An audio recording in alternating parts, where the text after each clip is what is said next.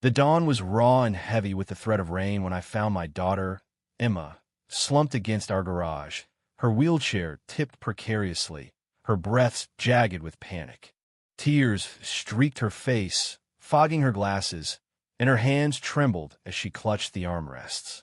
Towering over her was a woman in a crisp blazer, wielding a clipboard like a gavel. Her voice cut through the morning chill, sharp and venomous. "Your girl's a menace," she snapped, jabbing a manicured finger at me as I charged across the lawn. "She's banned from this community effective immediately." The words landed like a punch, but it was the woman's sneer, cold and triumphant, that set my blood ablaze. Who was she to terrorize my disabled daughter in our own driveway?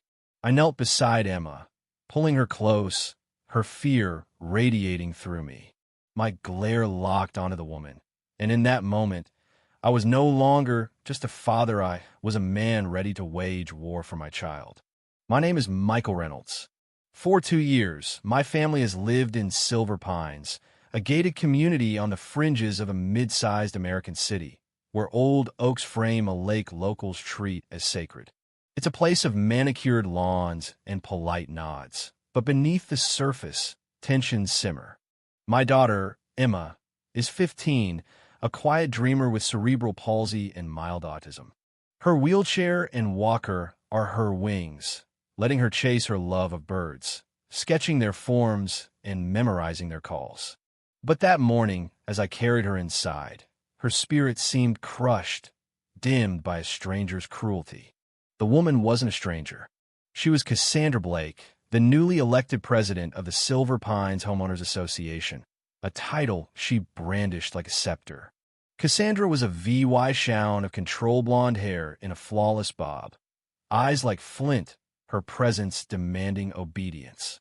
She'd risen to power, promising to refine the neighborhood, and now she stood in my driveway, thrusting a letter at me. "Your daughter's wheelchair is ruining our sidewalks," she declared, her voice icy. "HOA rules prohibit damage to communal property. Modify her equipment, or she's barred from all common areas." The letter, stamped with the HOA's gleaming emblem, cited aesthetic violations and excessive wear, as if Emma's existence was a blight. I swallowed a surge of rage. Emma's wheelchair damaging sidewalks? It was a flimsy excuse for something darker.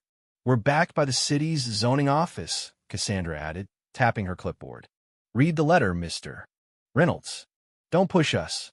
She turned, her heels clicking as she strode off, Leah VYing a trace of sharp perfume in the air. Inside, I settled Emma on the couch, her scraped knee a stinging reminder of her fall. My wife, Laura, was at the hospital, her shift as a nurse practitioner starting before sunrise. I knelt beside Emma, brushing hair from her face. "You're safe," I whispered, but her eyes were haunted. She said, "I can't go outside anymore," she murmured. She called me. A problem.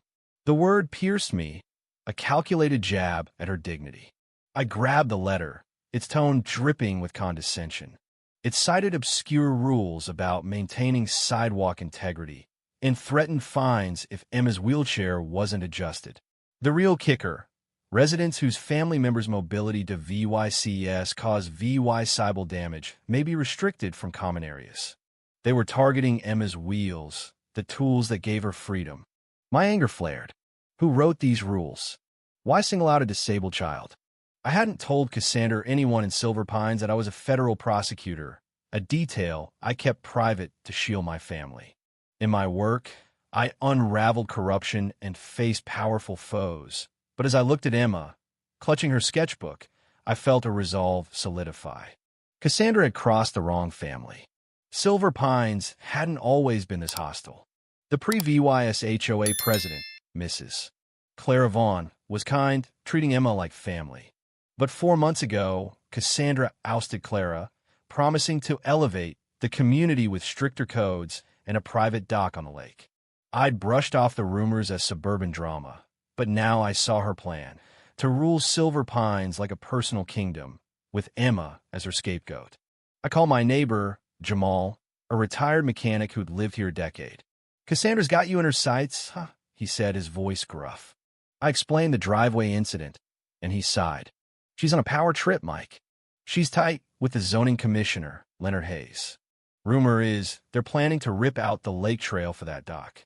Hayes runs a construction firm. Sounds like a shady deal. My stomach twisted. That trail was Emma's haven, where she'd sketch sparrows and find peace. Losing it would break her. I thanked Jamal and stepped outside, inspecting the sidewalk. It was weathered, marked by faint scratches from years of used strollers, bikes, foot traffic. I traced a barely VY Cybele groove, possibly from Emma's chair, but it blended with countless others. The accusation was absurd. As I stood there, a black SUV cruised by, Cassandra leaning out, while VYing her clipboard. Property inspection today, she called, smirking. Expect more notices. The SUV sped off, and I clenched my fists, fury rising. That evening, I sat with Emma as she sketched a cardinal, her hands trembling slightly. Am I really banned from outside? She asked, her voice small. I cupped her face. No one could take that from you, sweetheart. I promise. Her faint smile fueled my resolve.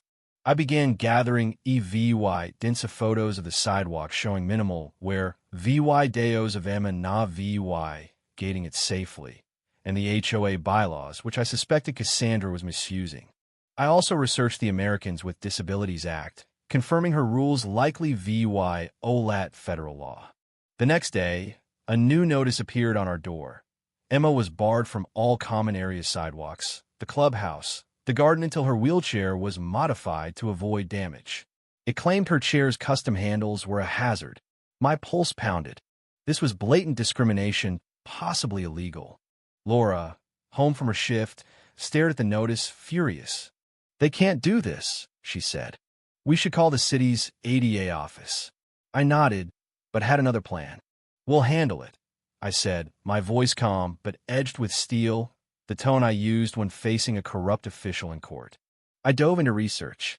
The lake was under federal NVY environmental protection, and the trail was partially funded by a conservation grant. Cassandra's dock plan could violate multiple laws, especially if it harmed bird habitats. Meanwhile, she escalated her attacks. A petition circulated, claiming Emma's chair was a safety risk. Some neighbors, swayed by her lies, signed it. Others, like Jamal, saw through her. One afternoon, I spotted a drone over our backyard, filming Emma's ramp as safe, code-compliant structure. I confronted Cassandra, who stood at the property line, smirking. Just ensuring compliance, she said. I bit back a retort about privacy laws, letting her dig deeper. Emma tried to stay strong, but the bands dimmed her spark. She stopped VY, citing the lake, too self-conscious to face stairs. One evening, as we defied the ban with a walk, neighbors whispered by the mailboxes. One offered sympathy, another glared. Emma's voice broke. Why do they hate me, Dad? My heart shattered. They don't. I lied, forcing a smile. They're just confused. Inside, I burned with rage. No one would make my daughter feel like an outsider. Then came a letter from the zoning department, signed by Leonard Hayes, citing our ramp as an illegal structure and demanding its removal. Jamal's warning about Hayes' construction ties rang true. This was a coordinated assault. I marked the next HOA meeting, gathering more EVY Denke, NVY environmental reports, ADA guidelines, and neighbor AFIDA VYTS. Laura arranged for a therapist to testify about Emma's mobility needs. Privately, I drafted a federal lawsuit, ready to escalate. The clubhouse was packed for the meeting, tension crackling. Cassandra stood at the podium, flanked by loyalists in matching navy shirts, her expression smug. Emma sat beside me, her wheelchair steady. Laura and Jamal were with us, our small alliance resolute. Cassandra droned about new rules mailbox colors, lawn standards before targeting us. We must address a resident's damage to our sidewalks, she said, eyeing Emma. Her ban protects our community. Murmurs stirred, some nodding, others uneasy. I stood, my voice firm. Your rules violate the ADA, I said, citing statutes. You're targeting a disabled child for using a wheelchair, her legal right. No bylaw overrides federal law. I showed photos of the sidewalk, nearly pristine, and read ADA protections. Cassandra's facade cracked. She tried to interrupt, but I continued. Your dock plan also threatens protected lakeland. Proceed, and you'll face environmental violations. Whisper spread. Her ally, a wiry man named Paul, suggested a compromise, but Cassandra doubled down. We're backed by Commissioner Hayes, she snapped. Your ramp's already flagged. Laura stood, voice shaking. This is harassment. You're hurting a girl who just wants to live. The room tensed. Jamal nodded subtly. It was time. I faced Cassandra. You love authority, I said, my tone lethal. I've spent a decade prosecuting disability rights and environmental cases. Test your power, and I'll see you in court. Gasps echoed. He's a prosecutor? Someone muttered. Cassandra's face reddened, her clipboard shaking. That's irrelevant, she stammered, but her confidence waned. Chaos erupted. Neighbors murmured, some siding with us. Cassandra's allies looked rattled, one mentioning a lawyer. She shouted, I won't be intimidated, but Jamal cut in. You're breaking laws, Cassandra. Maybe you should go. The meeting collapsed, Cassandra storming out. Neighbors approached, some apologizing, others pledging support. But I knew she'd retaliate. The next day, Hayes appeared at our door, his smile forced. Let's settle this, he said, hinting at trouble if I pursued legal action. I leaned in. I know about your construction deals, Leonard. Conflict of interest is a bad look. He laughed jaw tight. For a few days, things quieted. Emma ventured out, sticking close to me or Jamal.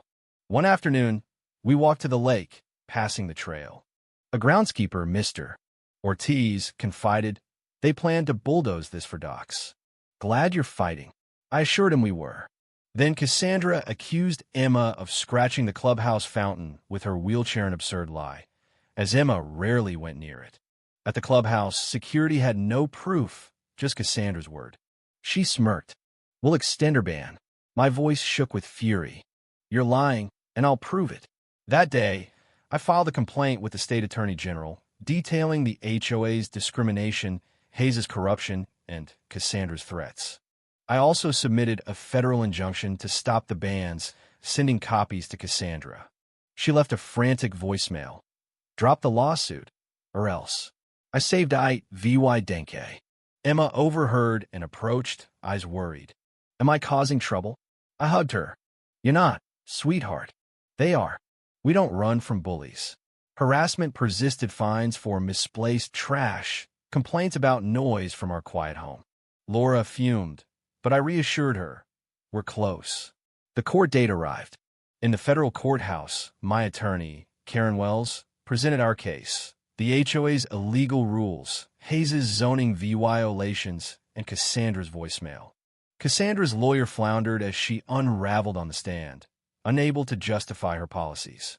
The judge granted our injunction, lifting Emma's bans and ordering the HOA to stop discrimination, hinting at a probe into Hayes. Outside, Laura and Emma hugged me, neighbors cheering softly. Cassandra tried one last stand at an emergency HOA meeting, barring me with a shout. You're not welcome, Reynolds. But residents saw her for what she was, a bully.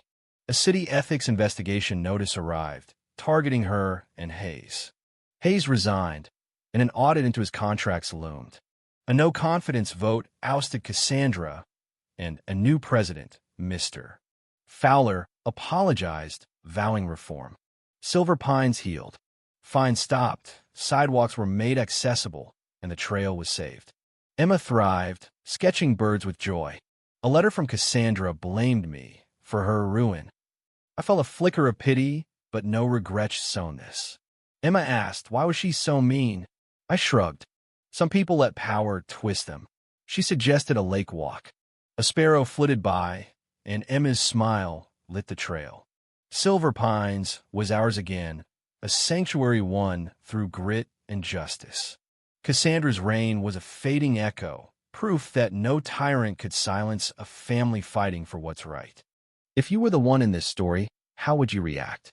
Would you stand up and fight back, or accept the unreasonable pressure and control from the HOA? Share your thoughts in the comments below. And don't forget to subscribe, like, and share this video with more people. Your small action gives us the motivation to keep bringing you more intense and engaging stories. Thanks for watching, and we'll see you in the next video.